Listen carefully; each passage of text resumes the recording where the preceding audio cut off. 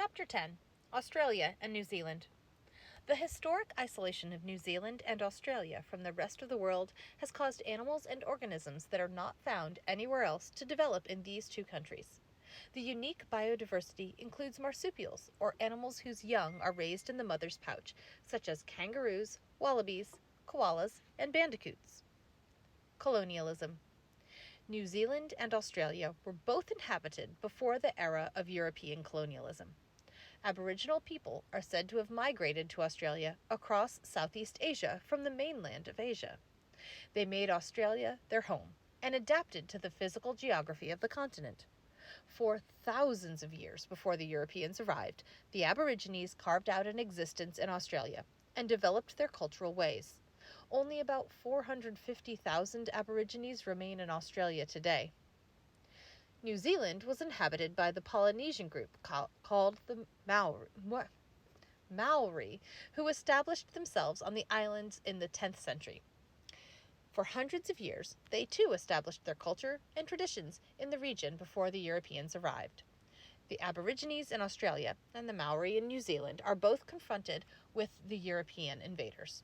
From their standpoint, there was much to lose by the arrival of the Europeans. Land were lost, new diseases killed many, and control of their methods of livelihood were taken over by the Europeans. The Maori initiated a number of wars against the British colonizers, but in the end, the greater military power gained the advantage. At the present time, the Maori make up less than 10% of the population of New Zealand. The sighting of Australia by the Dutch dates to 1606. Portuguese explorers may have discovered Australia earlier, but there are no written records.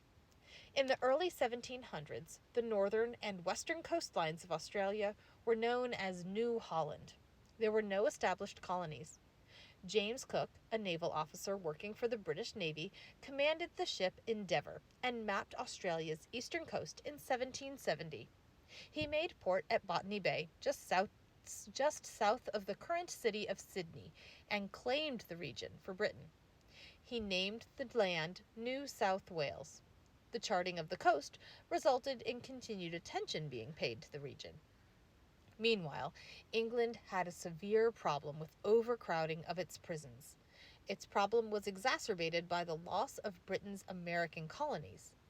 Upon Cook's return to England, interest was generated in the concept of relieving prison overcrowding by sending those prisoners to Australia.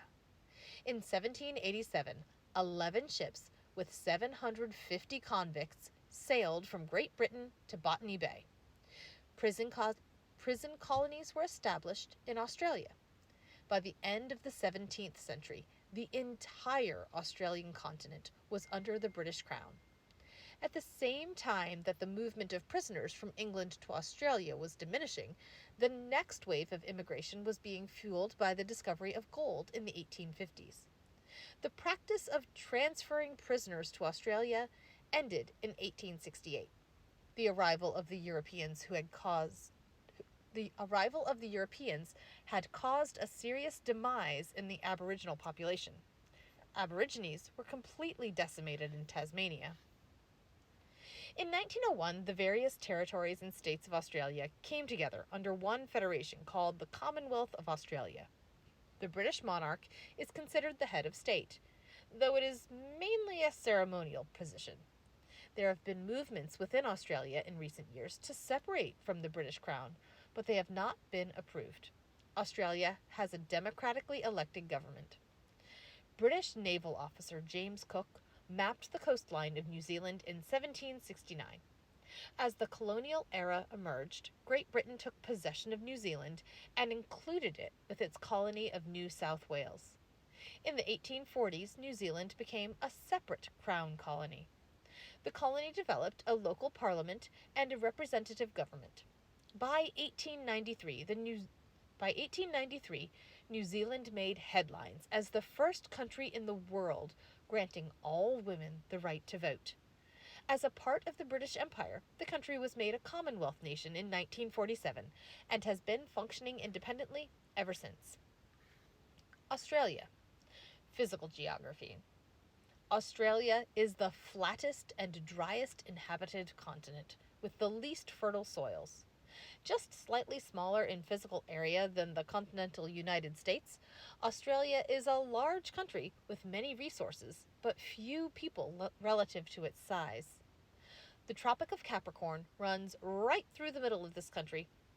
Australia hosts many unique species of plants and animals, including marsupials and a host of poisonous snakes and insects. With the advent of European colonialism, new species were introduced to the country, which regrettably caused the extinction of some of the native species, but also gave Australia a wide diversity of organisms and natural conditions. Australia has deserts in the center of the country, tropical rainforests in the northeast, and mountains in the southeast. The Great Dividing Range is a mountain chain extending from Melbourne in the south to Cape York in the north. This low-lying range of highlands averages about 4,000 feet and reaches an elevation of just over 7,000 feet at its highest peaks in the south. The largest river in Australia is the Darling Murray River. It's a river system that starts in the highland of the Great Dividing Range and flows inward through New South Wales, Queensland, Victoria, and South Australia. The great interior of the country is home to the massive outback. Extending west from the Great Dividing Range, the outback encompasses most of the interior. This region receives less rainfall than along the coast, and its terrain consists of deserts and semi-arid plateaus with rough grasses and scrublands. The outback is sparsely populated, but is home to a number of Aboriginal groups. Many of the school-age children in the outback have traditionally received their school lessons through television or radio broadcasts because of their isolation. The outback is extremely rich in iron and other ores, and also contains deposits of gold, nickel, copper, and even opals. Alice Springs is located in the center of the continent and has been given the designation of the middle of nowhere, or the center of everything. The deserts of Australia's interior make up a large portion of the continent. Western Australia has three large deserts: the Gibson Desert, Great Victoria Desert, and the Great Sandy Desert. The Simpson Desert is located in the border region between the Northern Territory, Queensland, and South Australia. These deserts are not all sand. Coarse grasses and various species of spinifex, a short plant that grows in sandy soil, also grow in the deserts. The Great Artesian Basin on the western edge of the Great Dividing Range receives very little rainfall. It would be classified as a desert, but for its underground water resources, which support extensive farming operations. Large livestock businesses exist in Australia's interior, with massive herds of cattle and sheep. The grassy plateaus and scrubland provide grazing for domesticated livestock and even wild camels. The Great Barrier Reef, the largest barrier reef in the world, extends for 1,600 miles off the northeastern coast of Australia. It is home to a host of sea creatures and fish that draw millions of tourists each year. The reef attracts scuba divers and water enthusiasts from around the world. The reef is a main tourism attraction and brings income to the Australian economy. The Great Barrier Reef has been designated as a United Nations World Heritage Site. Australian forests are mostly made up of evergreen species, particularly eucalyptus trees, in the less arid regions. Many of Australia's animals are unique, and it is home to many dangerous animals, including some of the most venomous snakes in the world. Brisbane is located on the Gold Coast, which gets its name from the beautiful sandy beaches. The beaches attract an important tourism market for the country. A couple of large physical features of interest and significance to Australia are the two largest monoliths in the world. In Western Australia, more than 500 miles to the north of Perth, is Mount Augustus National Park, which features the rock known as Mount Augustus. It is considered to be the largest single rock in the world. Mount Augustus rises 2,352 feet above the desert landscape. This single structure is about 5 miles long. Mount Augustus is more than twice the size of the most famous Australian monolith, Uluru, or Ayers Rock. Uluru is located about 200 miles southwest of Alice Springs in the Northern Territory and is a well-known tourist attraction. Uluru rises 1,142 feet above the outback and is about 2.2 miles long. Both rocks hold significant cultural value to the Aboriginal populations in Australia. They both have ancient petroglyphs, and both are considered sacred sites. Uluru has been more popularized through tourism promotions.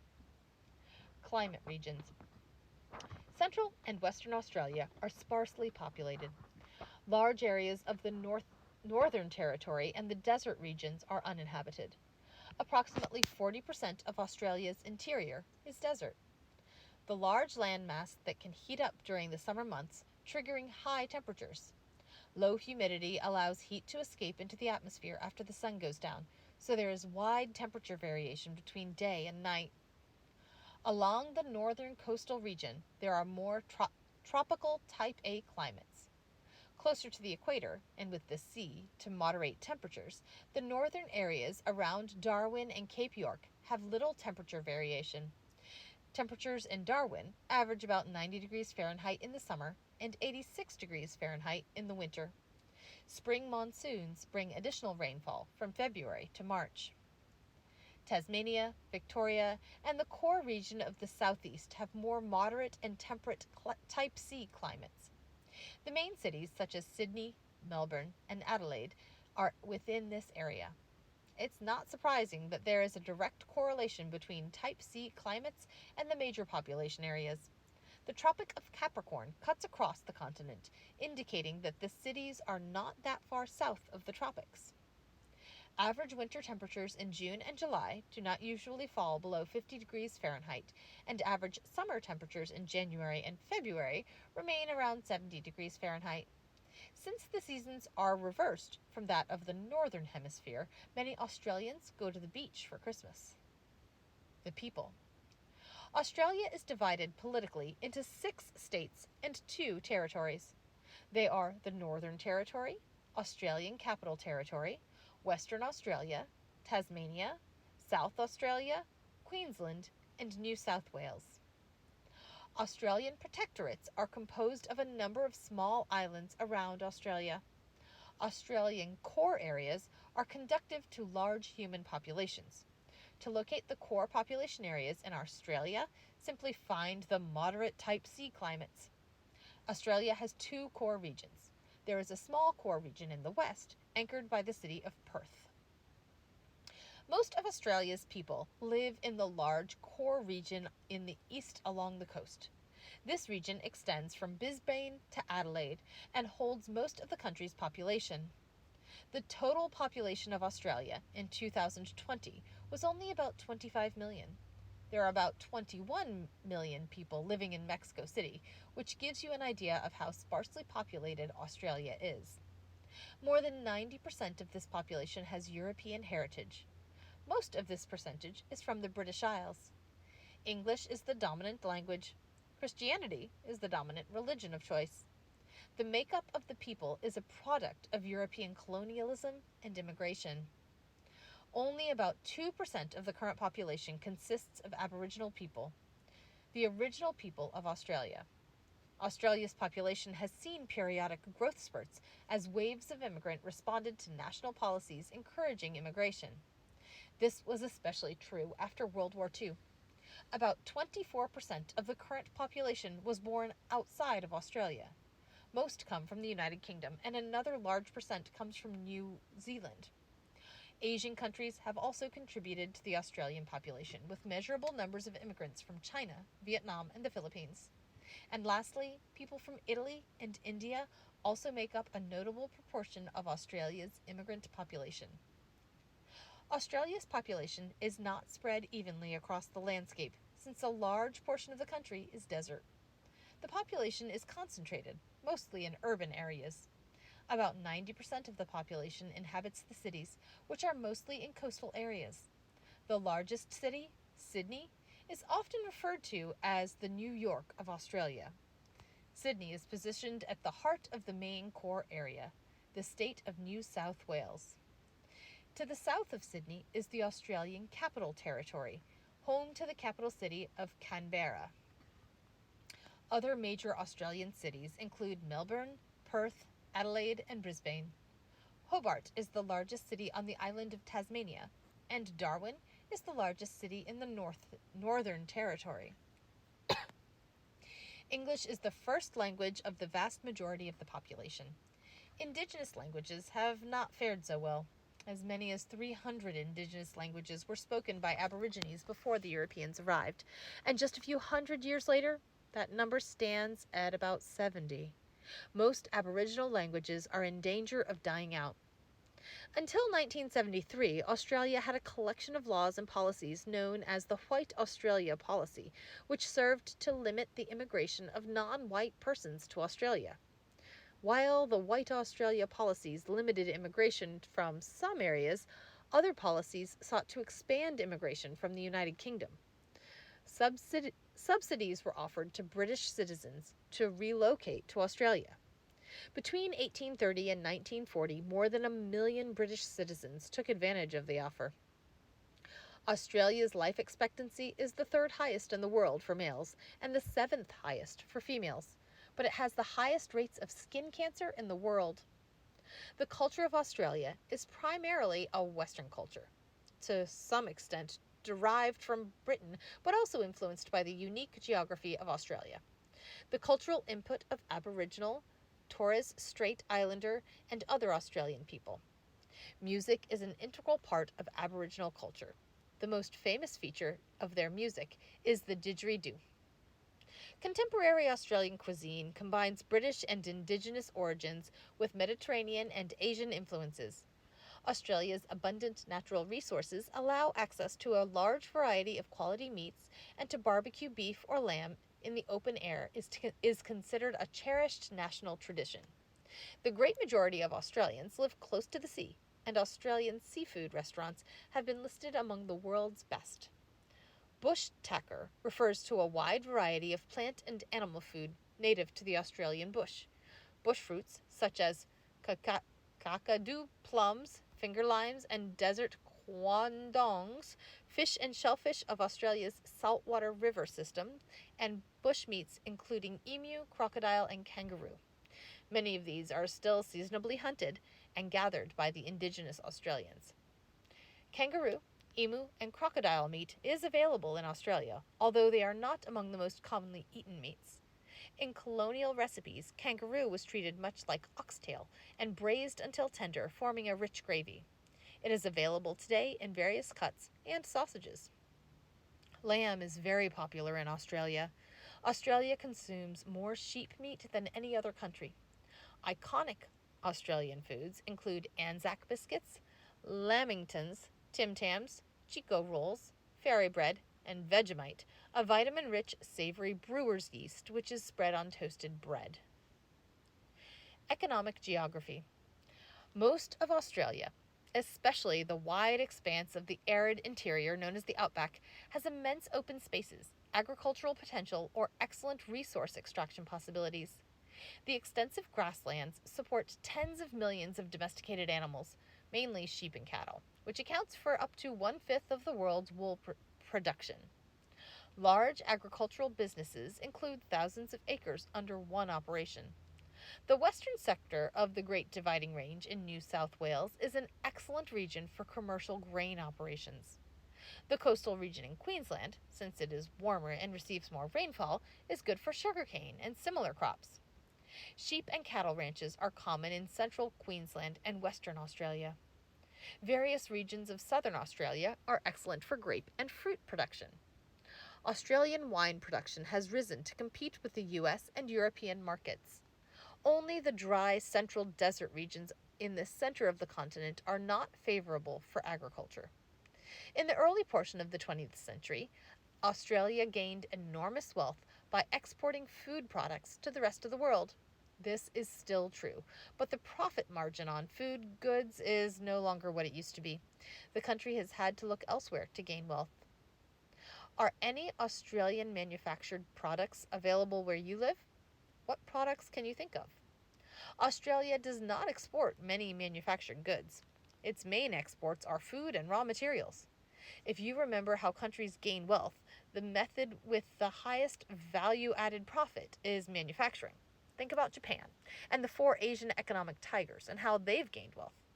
The economic tigers have few raw materials. Where do you suppose the economic tigers and Japan get their raw materials?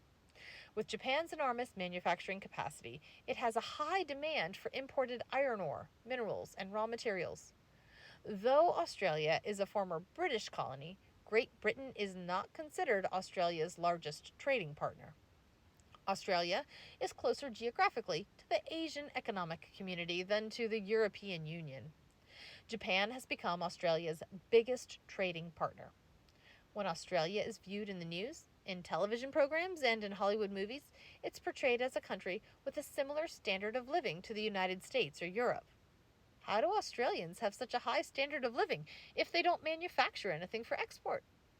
To evaluate this, think about the size of the population of Australia and consider the distribution of wealth.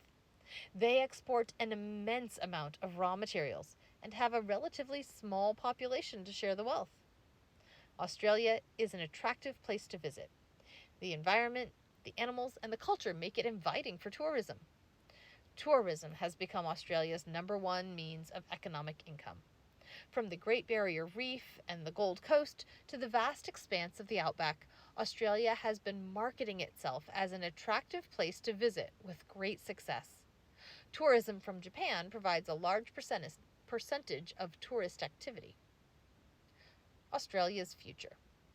The economic future of Australia is complex. Though tourism has become a viable means of providing income, Australia must import manufactured products that it does not produce locally, including electronics goods, computers, and automobiles. Import dependence has increased its trade deficit. Trade agreements and protectionism have become part of the economic puzzle of how to sustain a competitive standard of living. Australia is located next to the Asian realm. Its economy, culture, and future are becoming more Asian. Immigration has been an issue in the government that the government has always I'm going to start that sentence over. Immigration has been an issue in that the government has always restricted immigration to ensure a European majority. Millions of Asian people would like to migrate to Australia to seek greater opportunities and advantages, but they are legally restricted. It's becoming more difficult for Australians to hold their European connections with such an Asian presence. How the country will handle this situation in the future will prove interesting. New Zealand. Physical geography. To the east of Australia, across the Tasmanian Sea, is the country of New Zealand. New Zealand is one of a number of sets of islands that make up Oceania, also referred to as the Pacific Islands, a region occupying the western and central Pacific Ocean. The Pacific Islands region is generally divided into 3 subregions: Micronesia, Melanesia, and Polynesia, with New Zealand being part of Polynesia. The Pacific Island region includes more than 25,000 individual small islands representing 25 nations and territories. Most of these islands are very small. Pardon me. The South and North Islands of New Zealand are the second and third largest islands, respectively. The North and South Islands of New Zealand are separated by a body of water known as the Cook Strait, which is only about 13 miles wide at its narrowest point. The North and South Islands together are about the same size as the U.S. state of Colorado. New Zealand also includes a number of smaller nearby islands. New Zealand, like Australia, is in the southern hemisphere, which means that its seasons are expressed at the opposite times of the seasons in North America. In other words, the warmest summer months are January and February, and the cooler winter months are June and July. New Zealand lies within the temperate zone.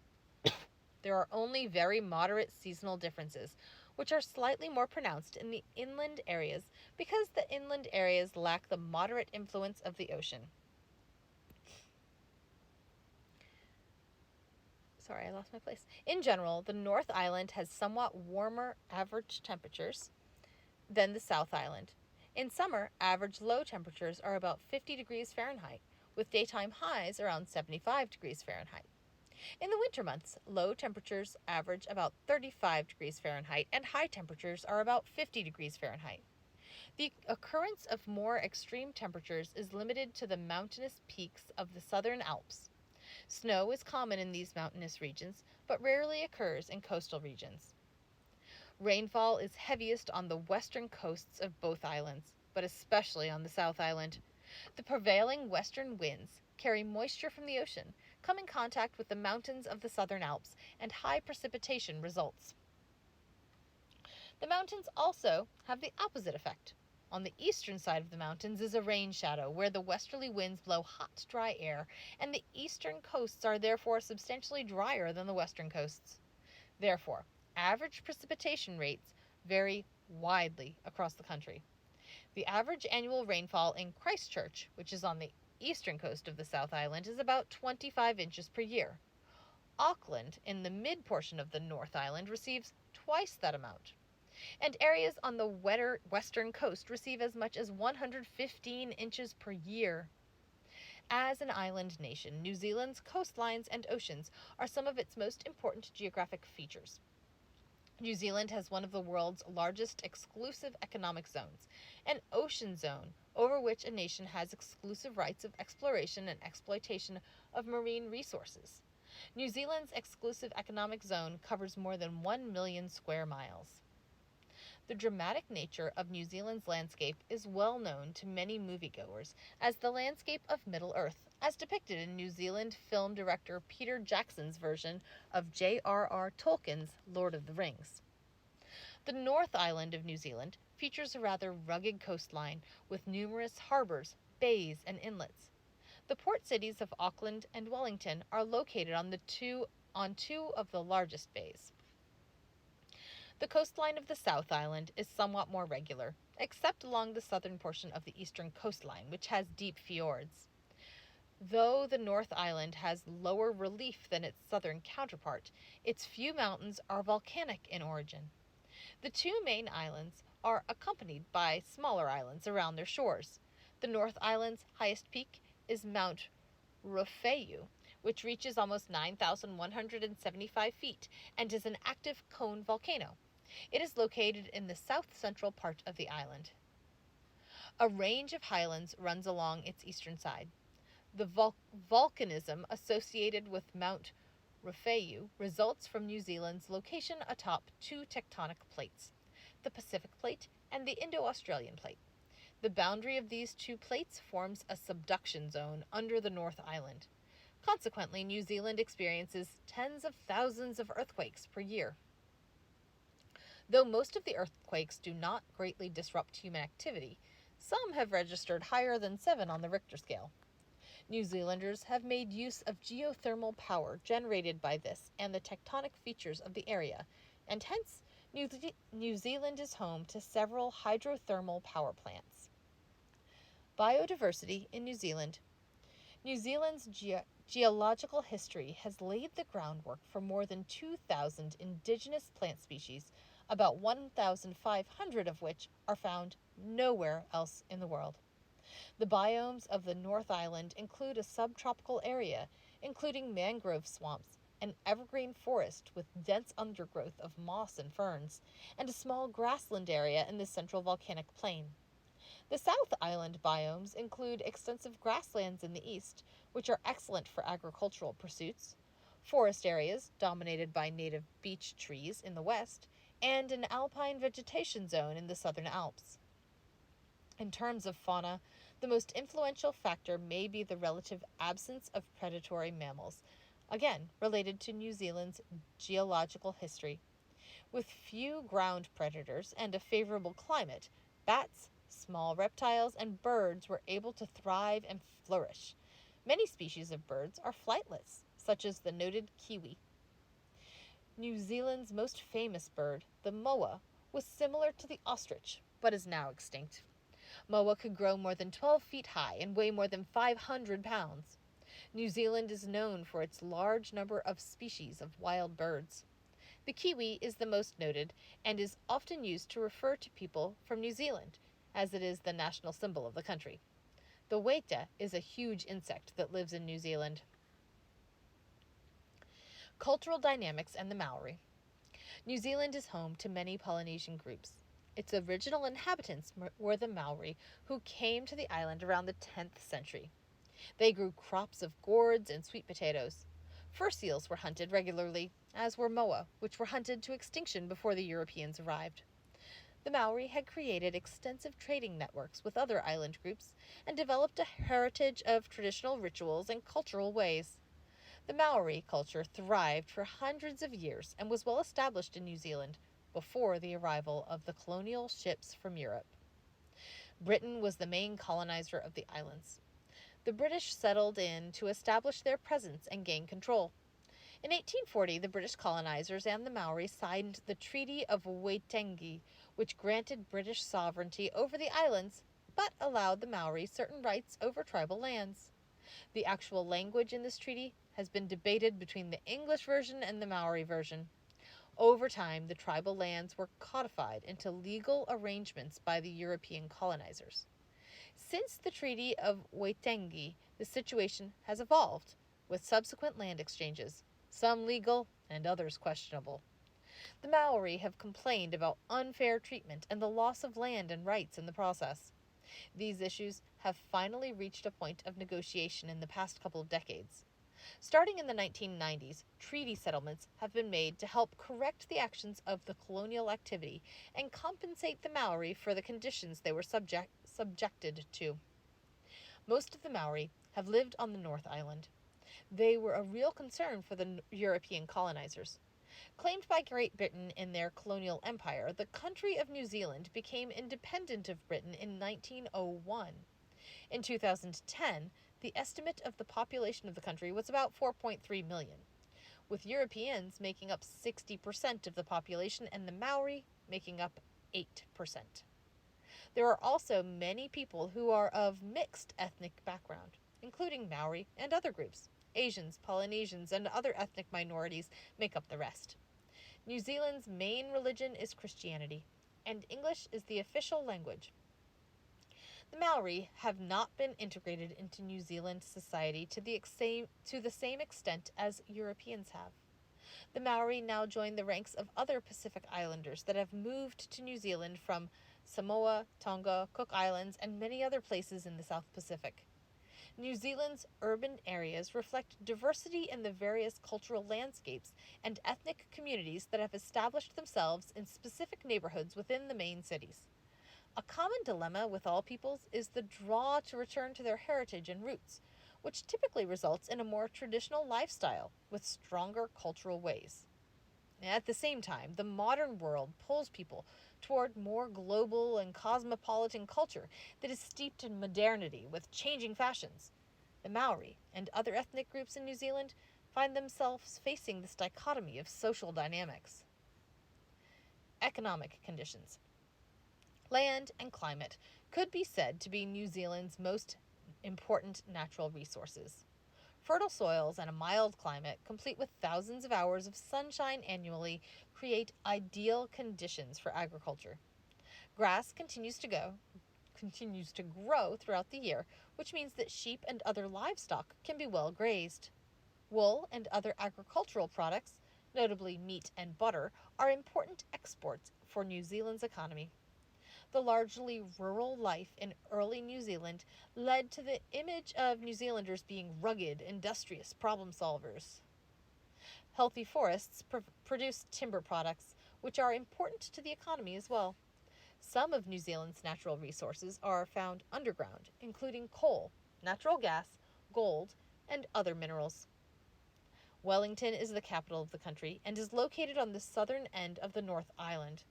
Wellington is 1/4 the size of the primary city, Auckland, which has 1.2 million people and is located in the north. The majority of cities are located along the coastal regions and provide a connection to sea transportation. The modern cities are home to a multitude of processing centers, preparing abundant agricultural products for domestic consumption and for export products. The ever-growing populations of Asia and the rest of the world continue to place high demand on food products and welcome New Zealand's agricultural exports.